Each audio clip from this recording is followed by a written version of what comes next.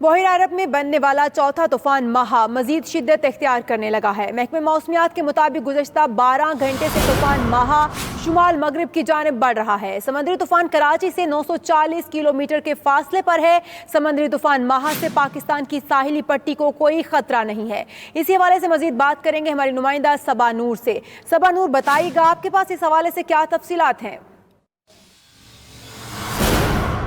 جی بالکل، بحیرہ عرب میں بننے والا رواں سال کا چوتھا طوفان جسے مہا کا نام دیا گیا ہے، یہ طوفان جو ہے وہ تیزی سے شدت اختیار کر رہا ہے اور ابھی جو ہے وہ یہ طوفان کراچی کے جنوب میں 940 کلومیٹر کے فاصلے پر موجود ہے۔ موسم کا حال بتانے والے کہتے ہیں کہ آئندہ 2 روز کے دوران یہ طوفان جو ہے وہ مزید شدت اختیار کرے گا اور اس کے گرد ہوائیں جو ہے وہ اس وقت 90 سے 110 کلومیٹر فی گھنٹہ کی رفتار سے چل رہی ہیں۔